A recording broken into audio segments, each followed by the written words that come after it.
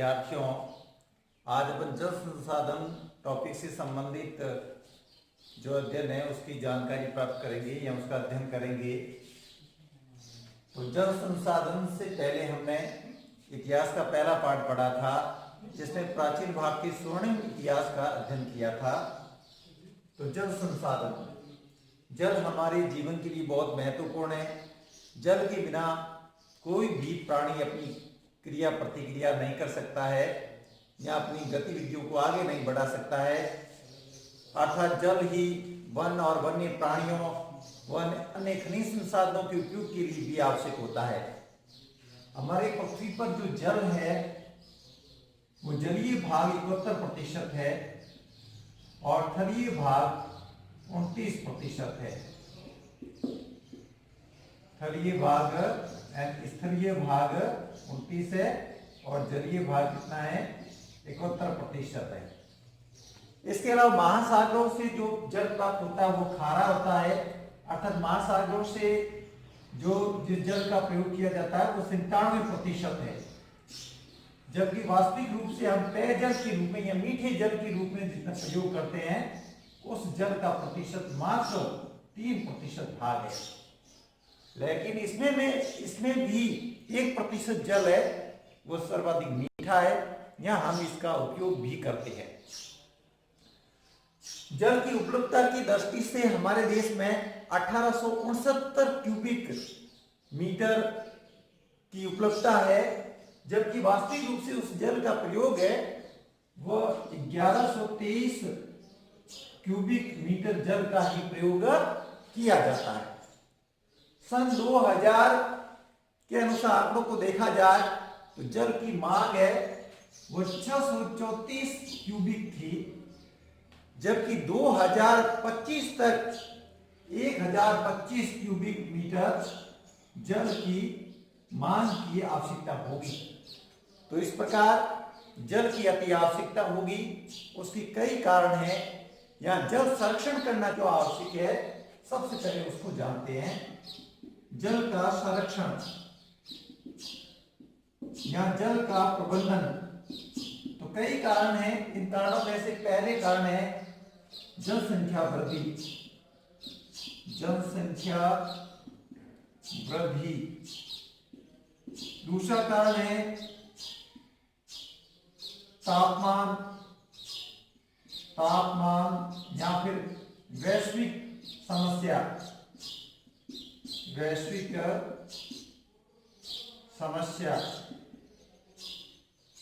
या तापमान की बढ़ने की समस्या, मानसून की अनियमितता,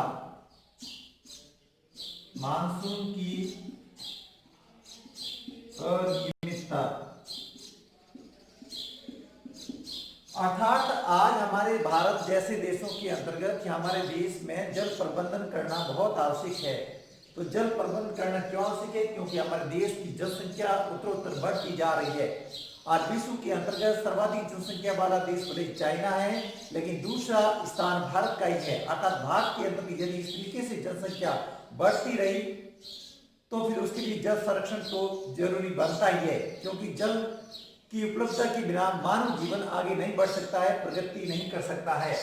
इसी प्रकार वैश्विक समस्याएं जैसे ओजोन परत में छिद्र का होना, तापमान का बढ़ना, अर्थात तापमान के बढ़ने के साथ साथ जल की उपलब्धता जरूरी है, क्योंकि इसके बिना वन और वन्य प्राणियों को जीवित या सुरक्षित नहीं रखा जा सकता है।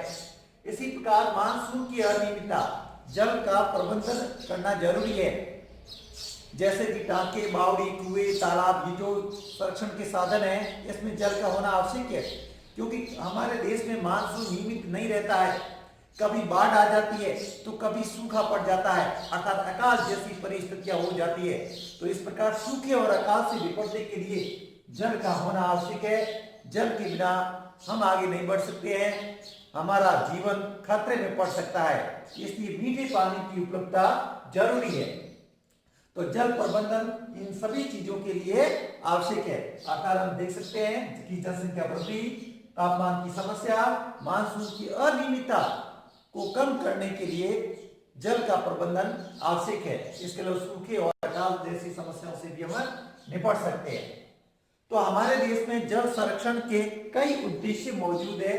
ऐसे उद्देश्यों के अंतर्गत देखिए आप कौन कौन से उद्देश्य है, अर्थात इसके लिए कई प्रकार की बहुउद्देशीय परियोजनाएं हमारे देश में चलाई जा रही है।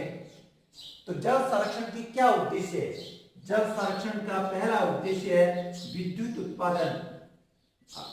विद्युत उत्पादन, पेयजल,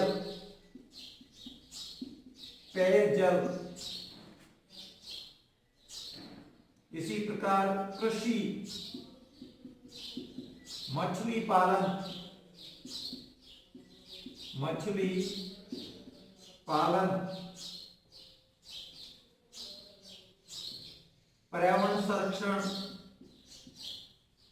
पर्यावरण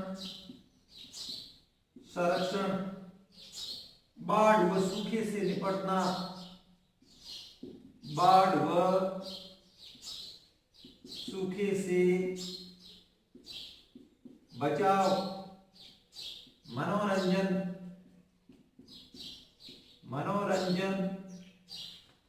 नौकायन।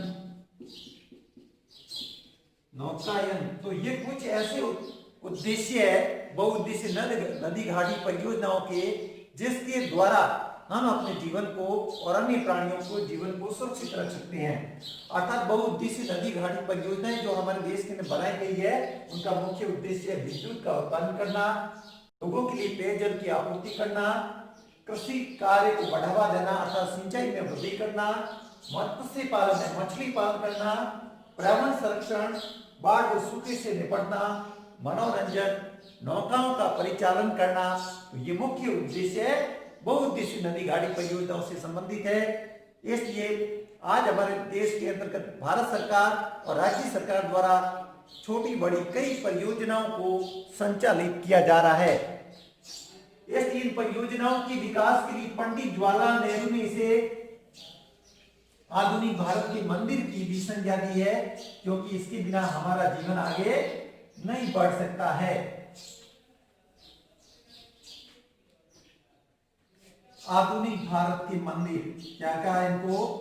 आधुनिक भारत का मंदिर की संज्ञा किसे दी गई है? बहुउद्देशीय नदी घाटी परियोजनाओं को बहुउद्देशीय नदी घाटी परियोजनाओं को। तो हमारे देश में केंद्र और राज्य सरकार द्वारा अनेक बहुउद्देशीय परियोजनाएं चलाई जा रही है। तो वे कौन कौन सी है आप देखिए। सबसे पहले हम जानते हैं केंद्र सरकार द्वारा चलाई गई योजनाएं। केंद्र सरकार अर्थात एक से अधिक उद्देश्य के लिए चलाई गई योजनाएं या परियोजनाएं बहुउद्देशीय नदी घाटी परियोजनाएं कहलाती है। तो ऐसी परियोजनाओं के अंतर्गत सबसे बड़ी परियोजना है भाखड़ा नागल परियोजना। भाखड़ा नागल परियोजना, हीराकुंड परियोजना, हीराकुंड, इसी प्रकार टिहरी परियोजना, टिहरी, दामोदर नदी घाटी परियोजना, कोसी परियोजना। तो भाखड़ा नागल परियोजना है, ये पंजाब, हरियाणा व राजस्थान की संयुक्त परियोजना है, अर्थात ये 3 राज्यों संबंधित है। हीराकुंड परियोजना है, यह छत्तीसगढ़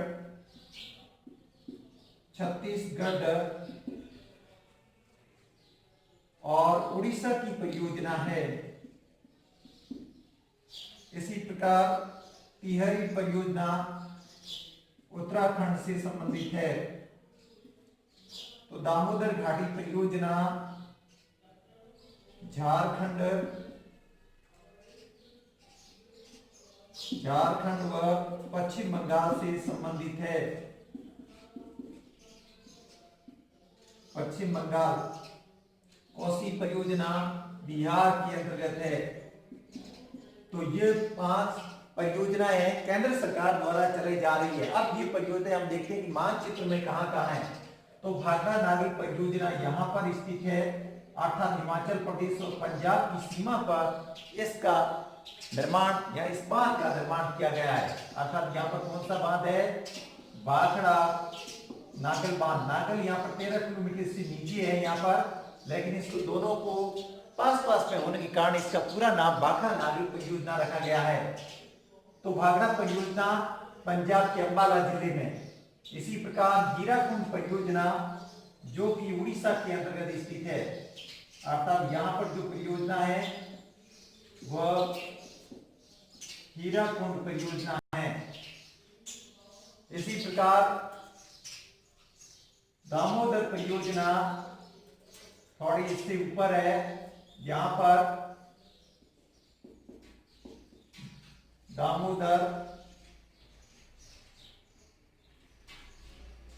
तो हीराकुंड कहना उड़ीसा के अंतर्गत है और दामोदर यहां पर पश्चिम बंगाल और झारखंड की सीमा पर स्थित है। इसी प्रकार टिहरी परियोजना यहां पर है, उत्तराखंड के अंतर्गत स्थित है टिहरी परियोजना। इसी तरीके से कोसी परियोजना यहाँ बिहार के अंतर्गत स्थित है, कोसी। तो ये सभी परियोजनाएं भारत सरकार द्वारा चलाई जा रही है। इसी प्रकार एक रिहंद परियोजना है जो उत्तर प्रदेश के अंतर्गत स्थित है, रिहंद परियोजना। तो ये 5-6 परियोजनाएं हैं। ये परियोजनाएं केंद्र सरकार द्वारा वर्तमान समय में संचालित है। इसी प्रकार हमारे देश में राज्य सरकारों द्वारा भी कुछ योजनाएं चलाई जा रही है। राज्य सरकार अर्थात जिसके अंतर्गत जो भी खर्च होता है वो राज्य को अदा करना पड़ता है। ऐसी परियोजनाओं के अंतर्गत है चंबल परियोजना, नागार्जुन सागर परियोजना,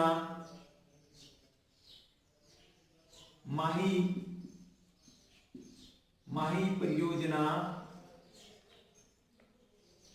इसी के साथ यहाँ पर मयूराक्षी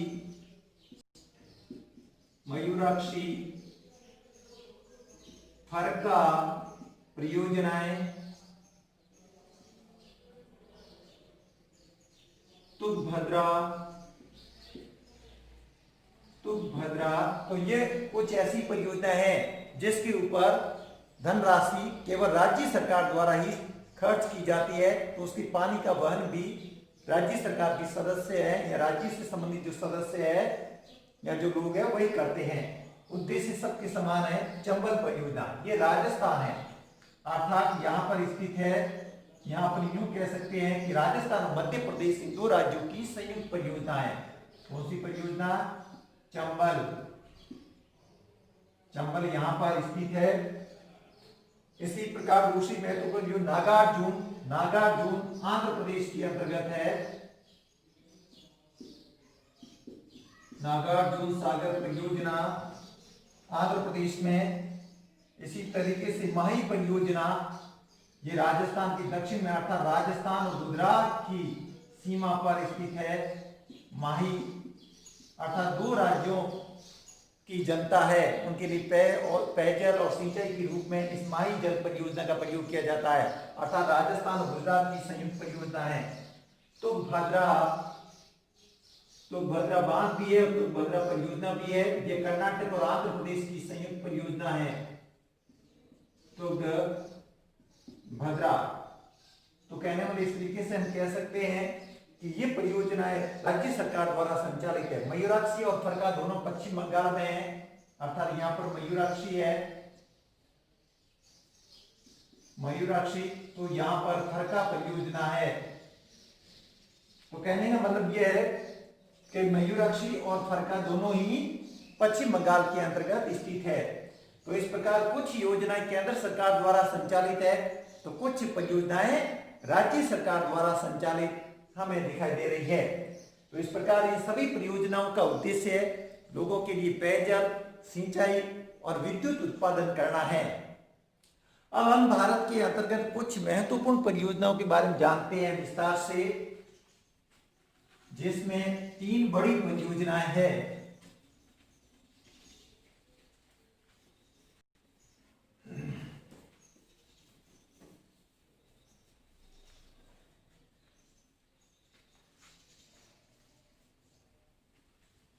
इन परियोजनाओं के अंतर्गत पहली जो भारत की सबसे बड़ी परियोजना है, सबसे ऊंची परियोजना है, वो है भाखड़ा नागल परियोजना। भाखड़ा नागल परियोजना, ये परियोजना हमारे देश के अंतर्गत 1948 में प्रारंभ की गई थी और इसका प्रकार पूर्ण 1963 के अंतर्गत किया। अर्थात भाखड़ा नागल बांध है वो हिमाचल प्रदेश के बिलासपुर जो जिला है उसके पास नजदीक है। किस जिले की नजदीक? बिलासपुर। लेकिन वास्तव में ये भाखड़ा नागल जो बांध बनाया गया है ये अंबाला जिले के अंतर्गत स्थित है। अंबाला, तो यहां पर कह सकते हैं कि ये पास में है, और जबकि है कहां? अंबाला जिले के अंतर्गत, और ये जिला कहां पर है? पंजाब के अंतर्गत स्थित है। और यही नहीं बल्कि ये परियोजना सतलज नदी पर स्थित है। सतलज नदी, कौन सी नदी पर है? सतलज नदी पर भाखड़ा नागल बांध बनाया गया है। तो इसको प्रारंभ 1948 में किया, 1963 में ये परियोजना पूरी हुई। अर्थात ये परियोजना 3 राज्यों की संयुक्त परियोजना है, जो अभी आपको बताया था, और वापस भी बता देते हैं एक बार कि इन परियोजनाओं का जो लाभ है वो किन राज्यों को प्राप्त हो रहा है। तो 3 राज्यों को भरपूर रूप से लाभ प्राप्त हो रहा है। ऐसे राज्यों के अंतर्गत पहला है पंजाब। कौन सा है? पंजाब। दूसरा राज्य है हरियाणा, और तीसरा राज्य है राजस्थान। तो इस प्रकार इन 3 राज्यों की संयुक्त परियोजना भाखड़ा नागल परियोजना है, और कहां पर स्थित है? अंबाला जिले के अंतर्गत है। अर्थात भाखड़ा नागल परियोजना का मुख्य उद्देश्य है सिंचाई, विद्युत उत्पादन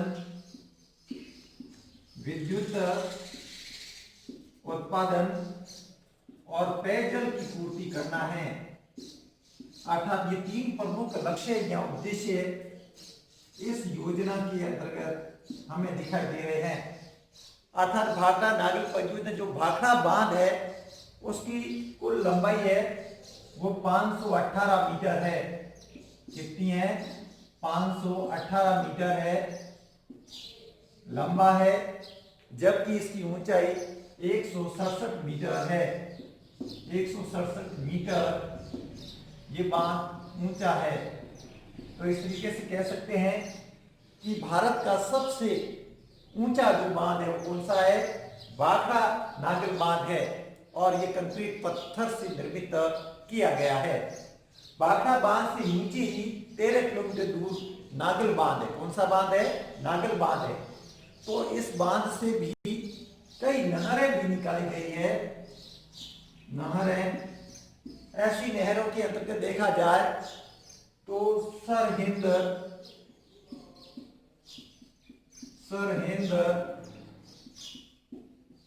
बेस्तर, नर्मदा, भाखड़ा, नागल, ये नहरें निकाली गई है। क्या ये नहरें हैं?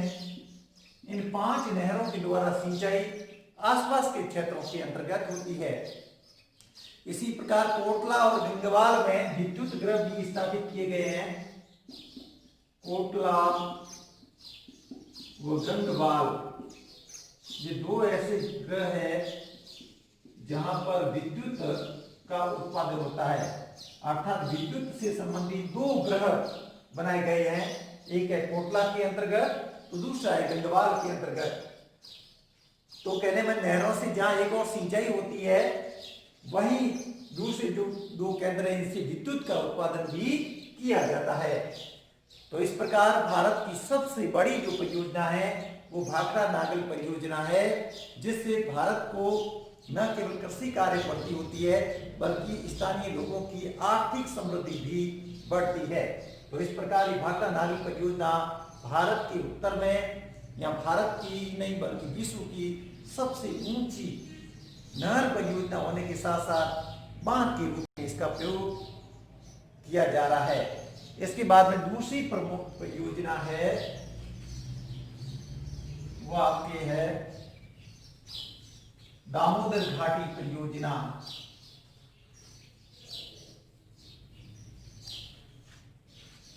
दामोदर घाटी परियोजना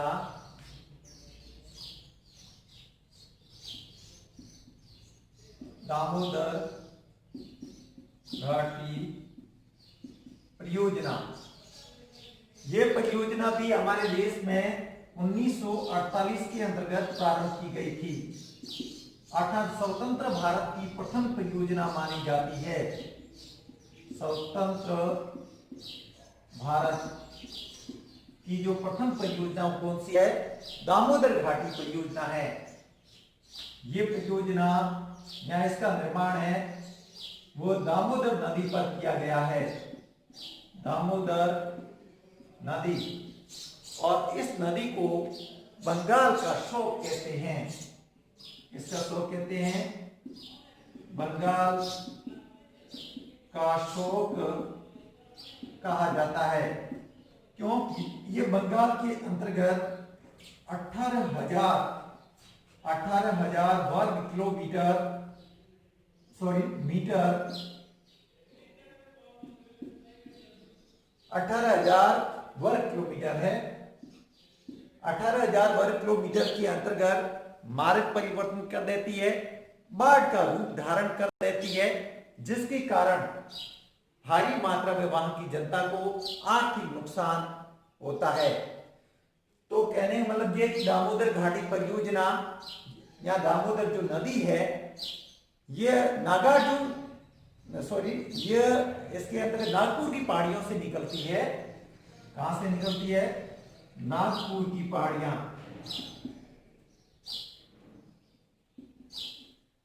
लेकिन यहां से निकलने के बाद में ये उत्तर की ओर चलती है और फिर वो दक्षिण की ओर मुड़ जाती है।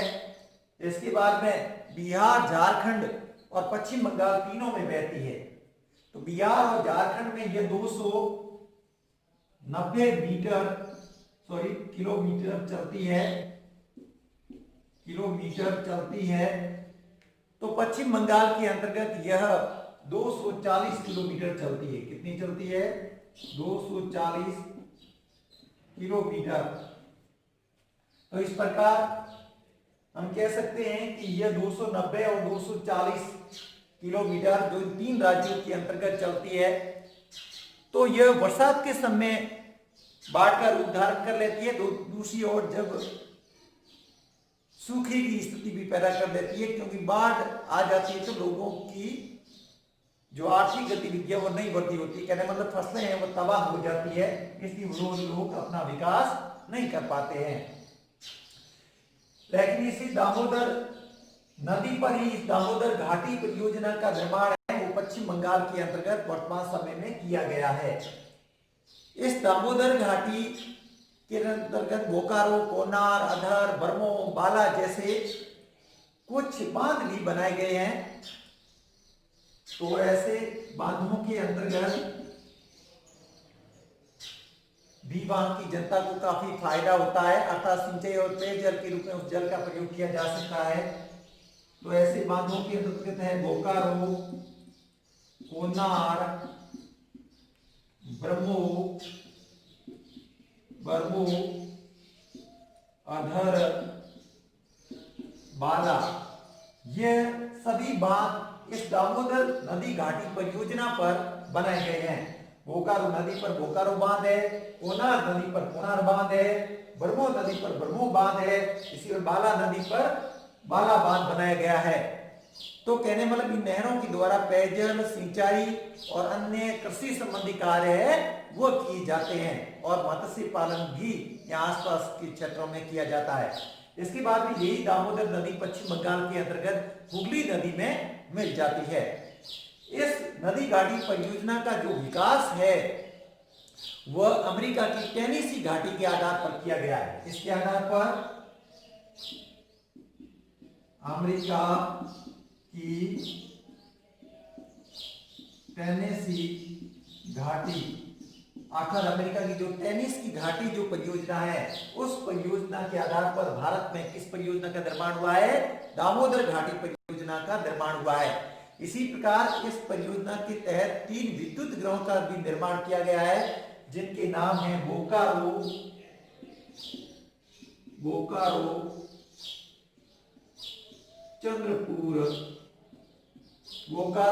चंद्रपुर और एक और है जिसका नाम है दुर्गापुर। इन 3 जिलों के अंतर्गत किसका निर्माण है? विद्युत गृह का निर्माण किया गया है।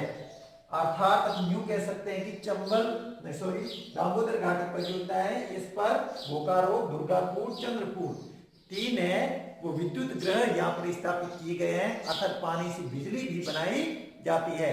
तो इस प्रकार हम कह सकते हैं कि दामोदर नदी घाटी परियोजना का निर्माण भी पेयजल, सिंचाई, विद्युत उत्पादन या फिर यूं कह सकते हैं कि स्थानीय लोगों की आर्थिक गतिविधियों में वृद्धि करने के लिए इनका निर्माण किया गया है। इसी तरीके से तीसरी एक और महत्वपूर्ण परियोजना है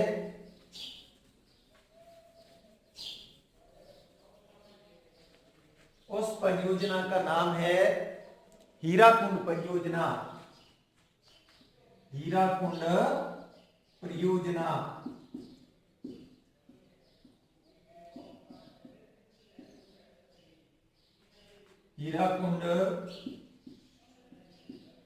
है। यह परियोजना महानदी पर स्थित है। किस नदी पर है? महानदी। इस नदी को उड़ीसा का शोक कहते हैं। उड़ीसा का शोक कहते हैं क्योंकि यह उड़ीसा के अंतर्गत आर्थिक हानि पहुंचाती है या तबाही मचा देती है, बाढ़ का रूप धारण कर लेती है। तो महानदी है, ये छत्तीसगढ़ की पहाड़ियों से निकलती है और उसके बाद में उड़ीसा के अंतर्गत चलती है। तो ये जो हीराकुंड बांध है ये संबलपुर में बनवाया गया है, संबलपुर जिला, और ये जिला कहां पर है? उड़ीसा के अंतर्गत है। तो उड़ीसा के संबलपुर जिले में हीराकुंड बांध बनाया गया है और इस बांध के निर्माण में है वो 68 करोड़ रुपए खर्च की जा चुके हैं। कितने करोड़ रुपए? 68 करोड़ रुपए खर्च किए जा चुके हैं इस परियोजना के अंतर्गत। अर्थात ये 2 राज्यों की संयुक्त परियोजना है। तो ऐसे राज्यों में कौन कौन सी वे? हम पहले बताया था, वापस बता देते हैं, छत्तीसगढ़ और उड़ीसा। तो ध्यान रखना, हीराकुंड परियोजना महानदी पर स्थित है। महानदी को उड़ीसा का शोक कहते हैं क्योंकि यहाँ पर इस नदी के द्वारा उड़ीसा में भारी मात्रा में बाढ़ से नुकसान होता है। और ये 2 राज्यों की संयुक्त परियोजना छत्तीसगढ़ और उड़ीसा। और हीराकुंड बांध कहां पर है? संबलपुर जिले में है और ये जिला भी कहां है? उड़ीसा के अंतर्गत है। और कुल धनराशि कितनी खर्च की गई है? 68 करोड़ रुपए इसके ऊपर खर्च किए गए हैं। अर्थात ये भारत का सबसे लंबा बांध है। भारत का सबसे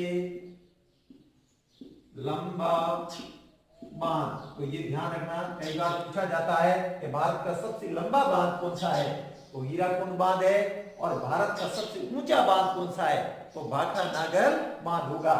इस बांध की टोटल लंबाई है वो है 4801 मीटर। अर्थात ये 4800 मीटर लगभग हाइट में नहीं, सॉरी, ये लंबाई के अंतर्गत स्थित है, जो किस नदी पर है? महानदी पर बनाया गया है। तो प्रारंभिक अवस्था के अंतर्गत इसको 2 चरणों में पूरा किया गया है। पहले चरण के अंतर्गत यहाँ पर बोरगढ़, सेशन, संबलपुर जैसी कुछ नहरें निकाली गई है। तो दूसरी चरण के अंतर्गत यहाँ पर 4 विद्युत गृहों का भी निर्माण किया गया है। अर्थात हम यूं कह सकते हैं कि यहाँ पर जो नहर निकाली गई है वो कौन कौन सी है, बोरगढ़, शेषन, बोरगढ़ और शेषन, ये नहर है, ये इस महानदी के दाहिनी ओर है, जबकि शेषन जो नहर है ये बाईं ओर निकाली गई है। और तीसरी नहर कहां पर है, संबलपुर के अंतर्गत ही स्थित है, संबलपुर। तो तीन महत्वपूर्ण क्या निकाली गई है, नहर निकाली गई है। कहां से, हीराकुंड बांध से निकाली गई है। तो यहां पर 4 विद्युत ग्रह भी बनाए गए हैं, विद्युत ग्रह। तो इस तरीके से कह सकते हैं कि हीराकुंड परियोजना जो भारत की सबसे लंबी परियोजना ही नहीं बल्कि विश्व की सबसे लंबी परियोजना कही गई है। और इस परियोजना के अंतर्गत भी वही बात है, विद्युत का उत्पादन हो रहा है, पेयजल के रूप में जल का प्रयोग किया जा रहा है, सिंचाई के साधनों के रूप में जल का प्रयोग किया जा रहा है। तो इस प्रकार हमने देखा कि ये तीनों परियोजनाएं हैं भारत की महत्वपूर्ण परियोजनाएं हैं और ये प्रायः भी भारत की 20 सबसे बड़ी परियोजना मानी गई है। अर्थात इस तरीके से इन परियोजनाओं का उद्देश्य विद्युत, पेयजल व अन्य आर्थिक गतिविधियों को संचालित करना है। अर्थात यूं कह सकते हैं कि भाखड़ा परियोजना, हीराकुंड परियोजना, दामोदर घाटी परियोजनाएं, ये तीनों महत्वपूर्ण परियोजनाएं केंद्र सरकार द्वारा संचालित है, राज्य सरकार द्वारा नहीं है। तो कल अपन पढ़ेंगे राजस्थान की महत्वपूर्ण परियोजनाएं कौन कौन सी, उसके बारे में जानेंगे। Thank you.